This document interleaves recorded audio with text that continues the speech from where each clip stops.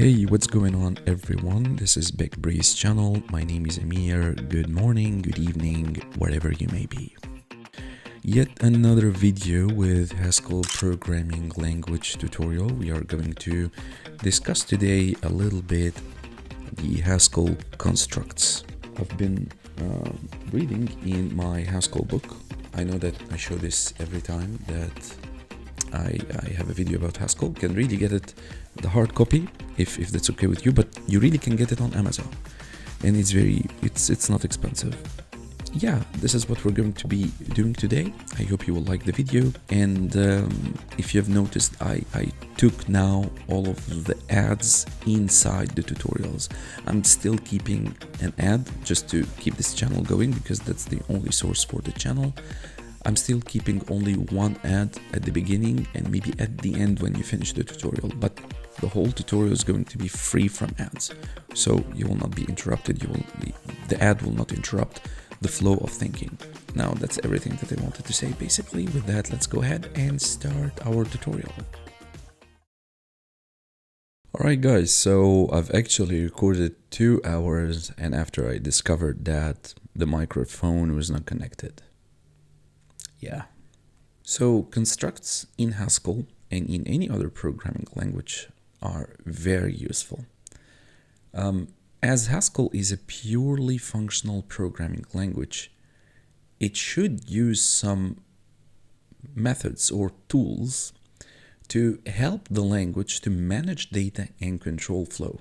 So that's all what it is. The pattern matching, the guards, the where clause, the recursion, the higher order functions, and lambda expressions are exactly needed in Haskell to manage data, whatever the data is, primitive or compound, and whatever the control flow is, right? And control flow, we know it's a combination between conditionals and loops.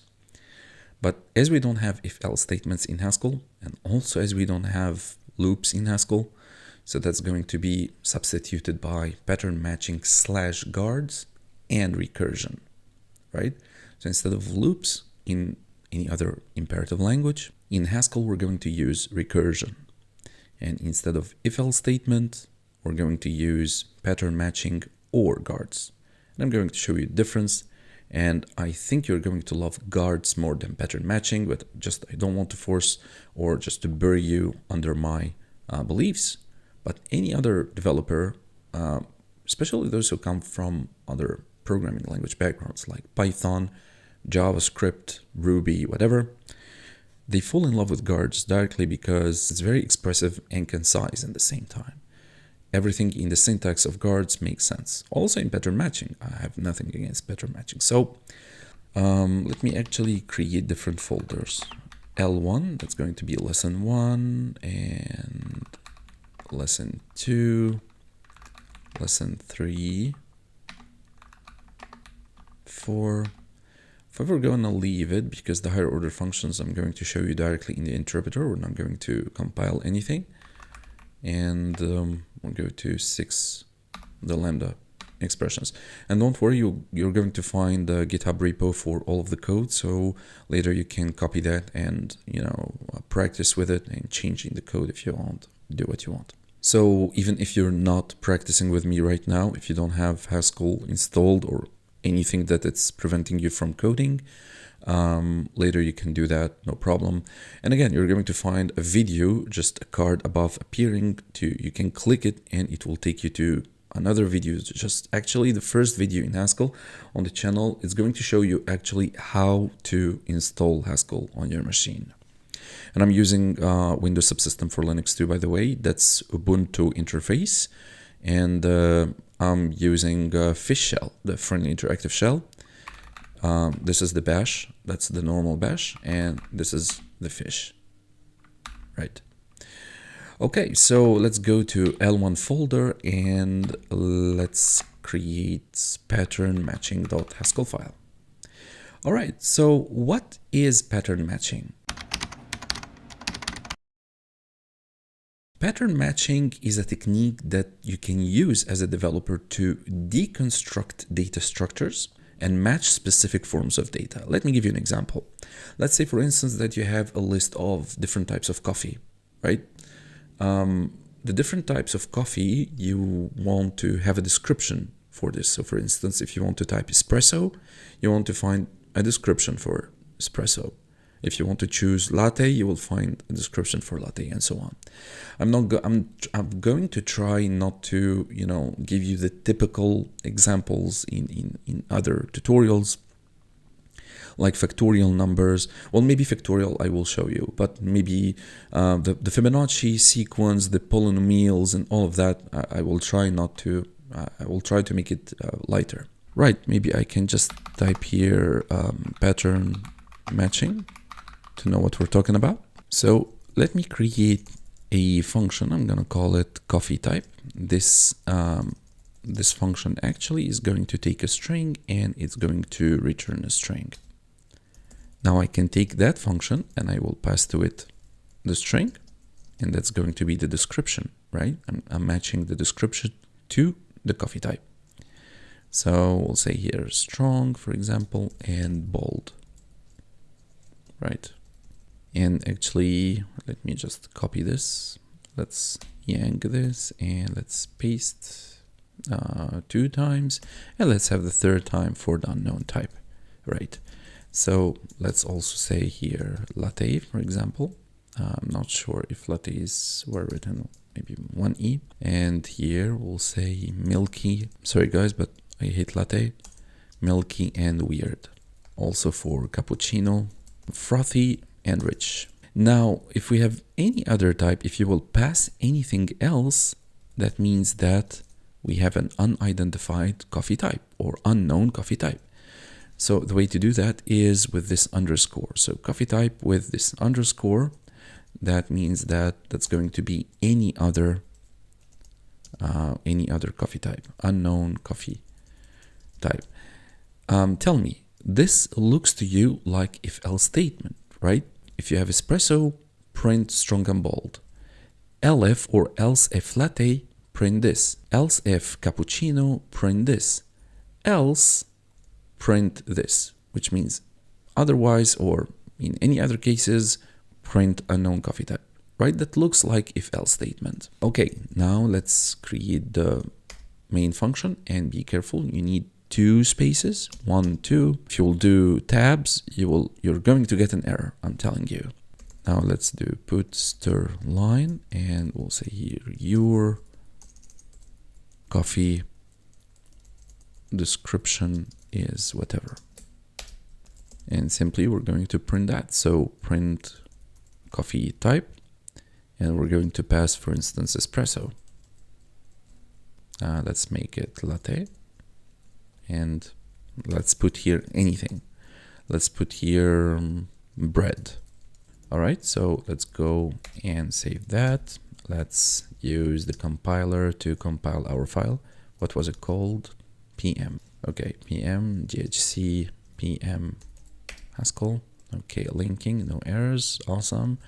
Let me show you what we have. We have now the executable, this PM without extension, that's the executable file that you want to run. The Haskell interactive, the Haskell file, and the output, we don't care about those. So you want to run your executable, and you will have here your coffee description is, and you have strong and bold, milky and weird, and you have the last type of coffee, which is unknown coffee type. So this is pattern matching in Haskell, simply. Now the guards are written this way. First of all, the guards actually provide a way to test conditions in function definitions. That's, as I told you, that the developers love guards, especially those who come from different imperative backgrounds, imperative programming language backgrounds. They love it because they're it's very expressive, very concise, and very effective in the same way. And it's very beautiful to look at. Let me show you. Let me create a function. This function is going to just categorize the books based on the number of pages of each book. So if you have a big book, more than 500 pages, that's going to be, for instance, a novel, a big novel. Less than 100 is going to be novella, for example. Less than 200, short story, and so on. So let me call it book category. And this book category function takes an integer and returns a string, right? Now, the guard clause, so that's a clause, by the way, right? The guard clause is used for different page ranges. So in order to apply our function, we will use the book category for different amounts of pages, right? So that's going to be whatever. The pages here is symbolized by integer. So you need to enter the number of pages as an integer, and you will get a result as a string, which is the classification of the book. So book category pages and that pipe. Now we're going to check out if the pages are less than 100 page. In this case, that's going to be a short story, right? We need to do spaces all the way. I know it's a pain in the butt, but Haskell is very picky when it comes to spaces versus tabs. So if pages is less than 300, that means that our book is a novel, right?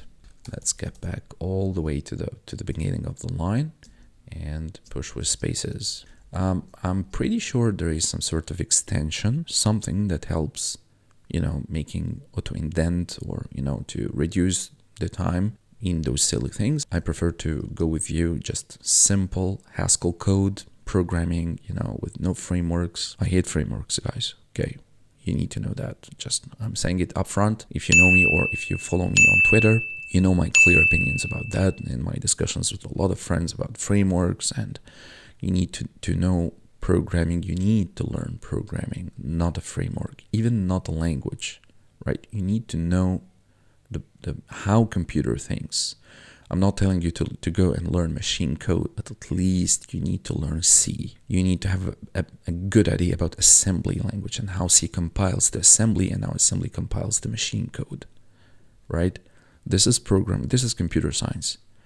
Frameworks it's all about settings and configurations and all that sort of thing, which I personally hate. I don't like. I find that I find a lot of people fall for, especially the newbies. I don't mean to disrespect, of course, newbies. I mean our junior friends who just started to learn coding. They fall for this. They go and start learn frameworks, and they get hyped too much about Express and Django, Flask, Laravel, all of that. Wrong. You need to learn a language, programming language, the logic, how computer thinks. If you'll understand data structures, that's how a programmer, or at least any software engineer, would tell you that you need to learn data structures. You don't have to worry a lot about bugs or syntax. Syntax is byproduct, That at least this is my philosophy. Syntax is my byproduct. It's not important. Even typing code blindly, it's not impressive. What's impressive really is to structure your code in a good way that anyone else can read your code without any comment and understand immediately what you want to say. This is engineering. This is software engineering. And believe me, I know it the hard way. I fell for a lot of mistakes. I'm just giving you my experience to not fall for the mistake. Learn the language. Forget about the extensions, forget about the frameworks, just concentrate, focus on the language, learn it, go deeper, code a lot, practice a lot, practice. Just you can type things and understand what you're typing without copying, This is programming. I got carried away when I talk about this because this issue is very sensitive, especially on Twitter. I see a lot of my friends who, have different opinions, and a lot of them, they share my opinion. But yeah, that's tip for you, my friend. All right, so if pages are less than 500, or let's make it 1,000, that's going to be a Stephen King book, for example. Oops. right? Now you want to say else here, right? Otherwise, or else, that's a plug. Otherwise, if it's, you know, more than 1,000, for example, that's going to be otherwise. So otherwise, we can say that we don't know. Now let's go to our main entry. So main equal to do. 2 spaces. Again, I'm repeating 2 spaces. You know, spaces in general, but just don't do tab, right? You will get an error, believe me. So 2 spaces, and we can do put stir line, and you can say the category of your book is. Then we're going to print, and I'm taking the book category, and I'm passing now the number of pages. That's when we have structured our function, it takes an integer. That's going to be the number, let's say 350. And it's going to return to you a string. And that's exactly like conditions, right? That's exactly like conditions in any other programming language. All right, so let's go and do like this. Okay, compiled successfully, awesome. And let's run guards. And now we have the category of your book is Stephen King book. Let's see if we will do, for instance, of course, if you will pass anything, right, it's not going to compile because variable not in scope. Integer, that's not an integer. It's telling you, hey, it's yelling at you, telling you, hey, that's not an integer, man. I need an integer. So what are you doing? So we need to fix that. But if I will do, for instance, 10,000 pages or 100,000, doesn't matter. Compile, all right, and let's run that. And we got here, we don't know, because that's over what we have defined here, over 1,000. If you, even if you will do 1,001, you're going to get the same result, right? We don't know because it's more than 1,000. All right, so this is guards in Haskell, guys. It's very intuitive, very beautiful to write, and I'm pretty sure you will use it. By the way, after we're going to finish this series, so this is the 3rd video in the series, I hope that we will have the time to create some applications together, like video games, simple video games, nothing excessive, simple video games, simple applications, like weather application, like banking system application, stuff like that. You will get the chance to practice more. Because all what you know now is just theoretical, or not theoretical, but just you're seeing examples with me. But once you will practice this in useful applications that you can actually code yourself, believe me, you're going, first of all, to be very proud of yourself. And the second thing is that these concepts are going to be cemented in your brain. You will not forget it. The where clause is an awesome construct. The where clause reminds me directly of SQL code, right? If you've coded in MySQL, PostgreSQL, SQL Alchemy, SQLite, whatever, you have this where clause where you're just selecting, or we're just specifying. The difference here is not, we're not going to retrieve anything from a database table, but we're going to determine the thing that we want to determine. So in short, the where clause is very useful for you as a programmer for breaking down a very complex expression to make it simpler, right? It's breaking it down. If we have this function called population density, or pop density, that takes 2 floats and returns also a float. If I will take the pop density and I want to pass inside, we need 2 floats, right? So population, let's say for instance, so we need 2 floats. So that's going to be the population, and the area. That's the density of the population is by taking the population and dividing it by the area. So you want to say pop density in arguments population and area is equal to density, where the density is equal to the population divided by the area.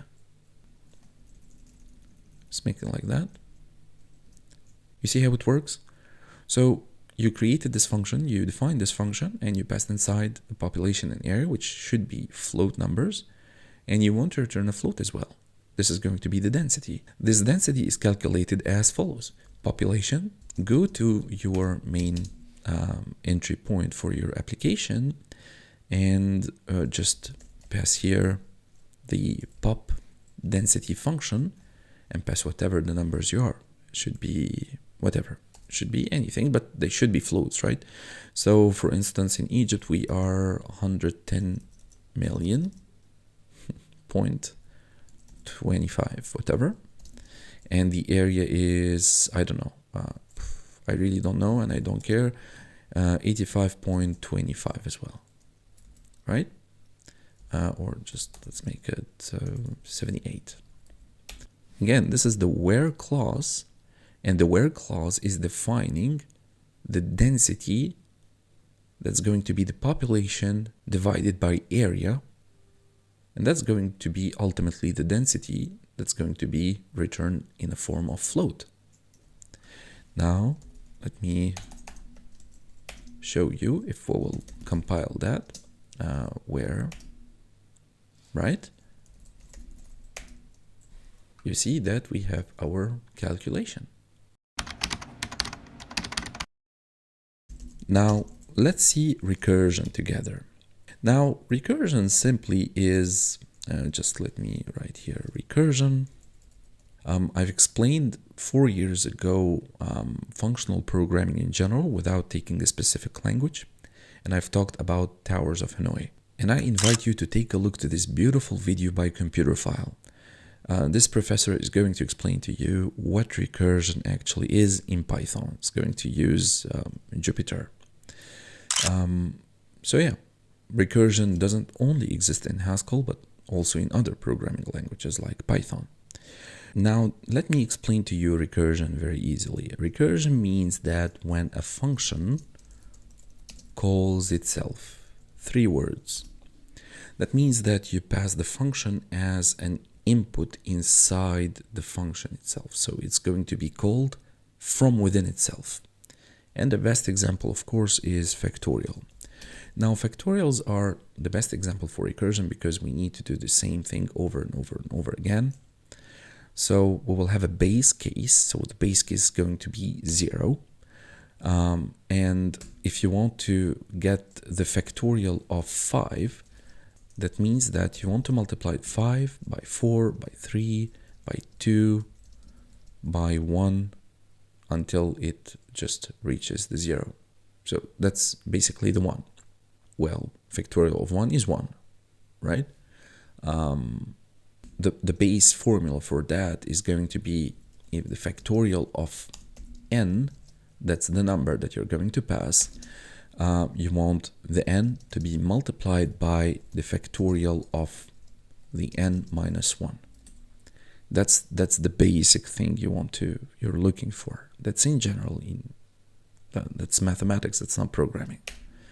Right, so let's try to see how recursion works in this case, because if, let's say, I want to pass 10, for example, I want to find the factorial number of 10, that's going to be a high number. Imagine that factorial of 5 is 720, if I'm not mistaken. That's 720. So let's say if you want to pass 100, that's going to be recursive 100 times, from multiplying 100 by 99, by 98, all the way till 1. That's really a lot. And I believe you will have a Stack Overflow. It will be out of bound. So let's see how we can actually create that. Let's say that our function is called factorial, and that takes an integer and returns also an integer. Okay, that's not a comment. If I want the factorial here to give it a base case, that's going to be 1. That means that the factorial of 0 is actually equal to number 1. So if I want to do this recursive case, so that's the base case. So this is base case, and this is the factorial or the recursive case, right? Recursive case. Here I'm going to take my factorial function and I'm going to pass the n, and that's going to be equal to n, the same exact thing that just we have written above, and that's n minus 1. Now in the main function, that's going to be with 2 spaces here, and let's pass factorial 5, for instance. Let's just make like that.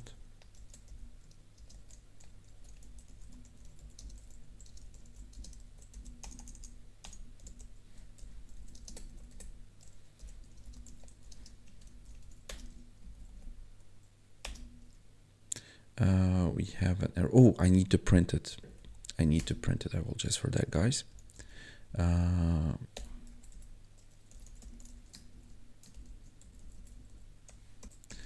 Okay. Just clear the terminal. Okay, no errors. Awesome. And now, if you will do recursion, you should get 120, not 720. I apologize. Yeah. Okay, so that's 5 multiplied by 4, by 3, by 2, by 1. Right, that's 120, not 720.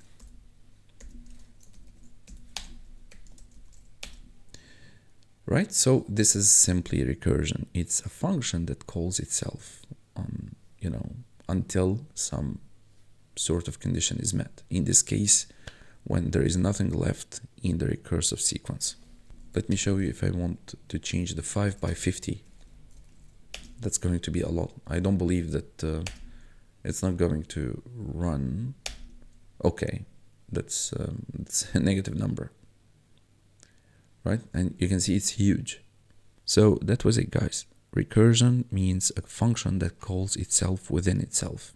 Let me show you if we'll have a crazy number here. Let's have, for instance, let's have whatever. Of course, nothing will happen. Look, 0. Why 0? Because it can't calculate. It cannot. The memory doesn't allow that. So higher order functions, what are they, right? Higher order functions. Simply, higher order functions are treated as any other object. You can pass these functions to any other function, and you can expect to have an appropriate result. Let's go ahead and see what we have from higher order functions. For that, I'm going to open the interpreter, right? Just to show you directly, just increase the font. The first one is map. The map function is a function that can apply a different function that you can create to a certain data type, right? So let me show you by an example so you will understand better. So let's say that I want to create a function. I'm going to call it increment. That's going to take whatever the number that you're passing to it, and it's going to increment it by 1. So that takes x as an argument and returns x plus 1. Now, if you will do increment 2, you're going to get 3. If you'll do increment 3, you're going to get 4. If you'll get 4, you're going to get 5, right? That's a simple function. Now, you can map that actually and pass the increment function to that map function, right? And you can pass a list. And when you will hit enter, you will have 2, 3, 4, because it has iterated through that list of 1, 2, 3 and incremented each number by 1. And I find this awesome, to be honest. I find this map function to be awesome. It maps, right, whatever the function to whatever the data in your data type. So in that case, a list, for example, because it's an iterable data type. So this is map simply. Again, these are small examples that are aiming to explain to you the idea, but of course in bigger programs you can use map in more complicated way. Another function I want to show you is filter. So filter simply selects elements of a list that satisfies a certain criteria or predicate. So it's basically a function that returns a Boolean value, whether true or false. Again, let me give you an example. Let's create a function that's called isEven. And this function simply is going to check out if the number you're passing to it after the division by 2 is equal to 0, means the modulo or the remainder of the division is equal to 0, that means that it's an even number, right? So 2 divided by 2 is equal to 1, with no remainder, no fraction. Otherwise, it's going to give you false. Otherwise, it's going to be an odd number, right? So it's going to be a false. So simply, it's going to take a number and it's going to check out if that number. So in Python, for example, you would do modulo, right? With the ampersand. In Haskell, you would do with the backticks mod and closed backticks. And that's going to take 2 or divided by 2, and the remainder should be 0 in case of an even number. Now you can take the filter function and pass to it the isEven function that we just created, right? And that should be in the form of list, by the way. So if you want to check out any number, if you will do like this, you will have an error, right? Because you need the list. So if you will pass numbers 1, 2, 3, 4, 5 in a list, you will have only 2 and 4, which means 2 and 4 are true, are Boolean values. They return Boolean values. And of course, the 3, 5, and 1 are not true. Okay? If you will pass 5 only, you will get an empty list, which means nothing. That means that 5 is odd.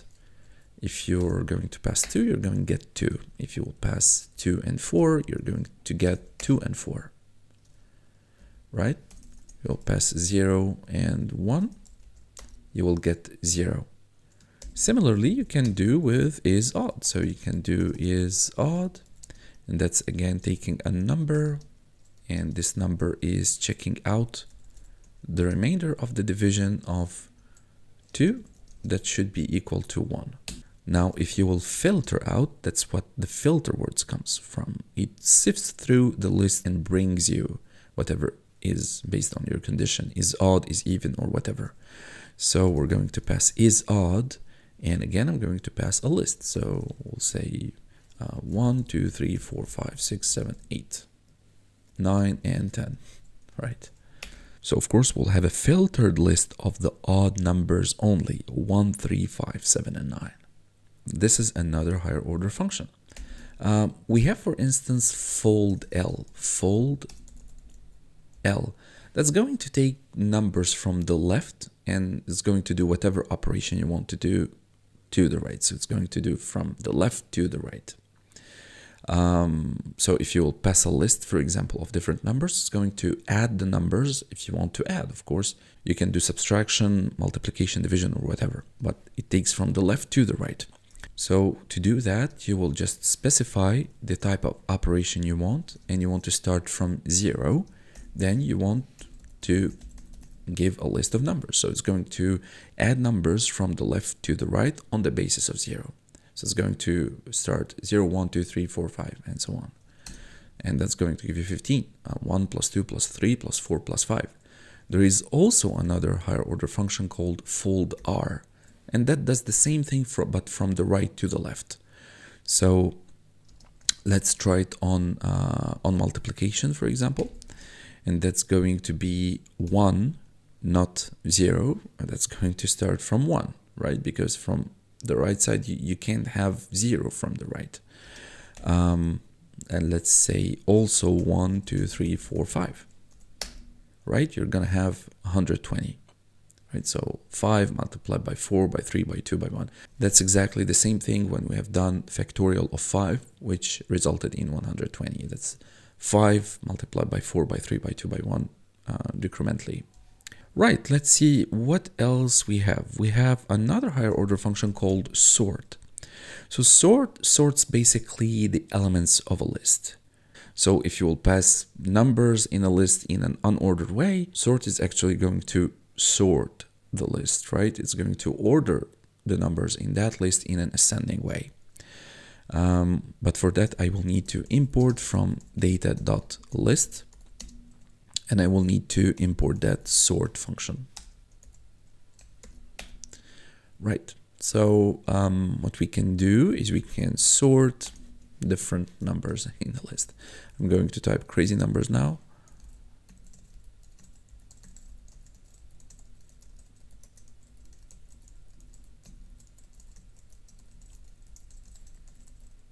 Right, and the last one doesn't matter. Oops. And let's close the list and take a look at that. It has ordered all of the numbers from the smallest to the biggest. So indeed, this is an awesome function. We have another function called zip width, like that.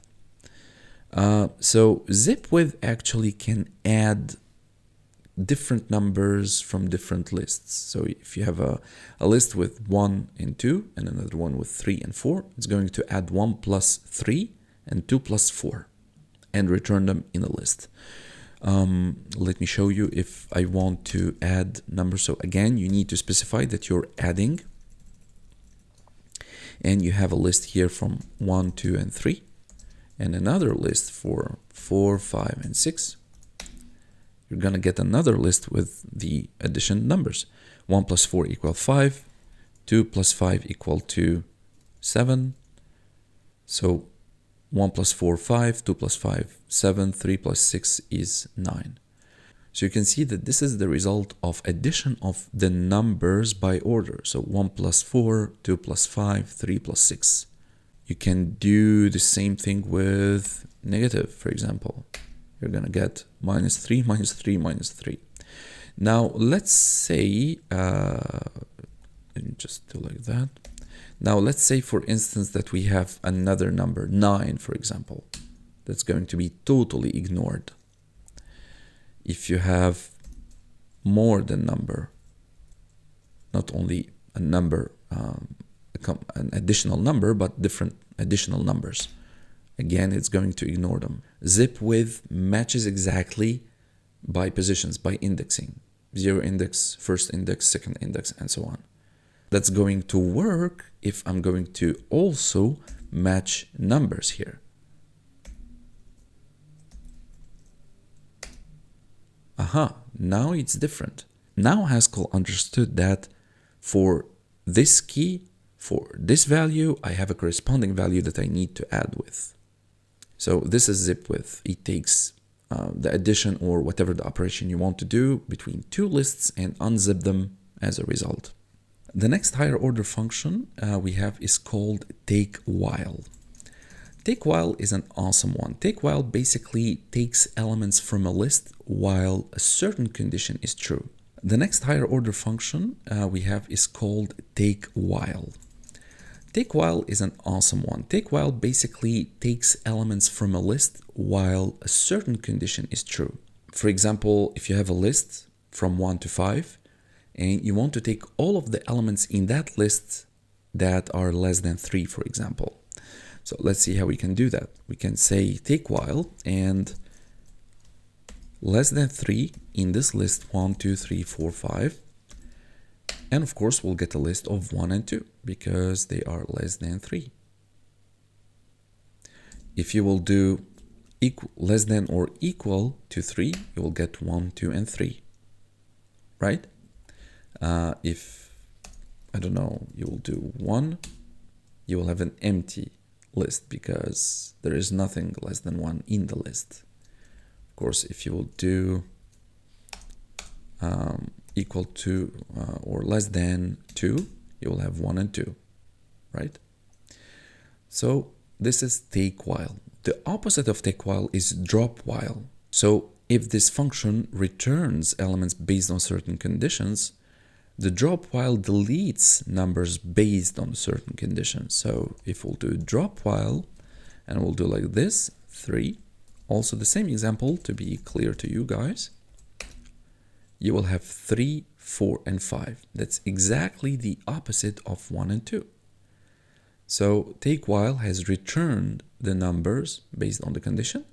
Drop while has deleted or dropped down the numbers based on that condition and returned the remaining here.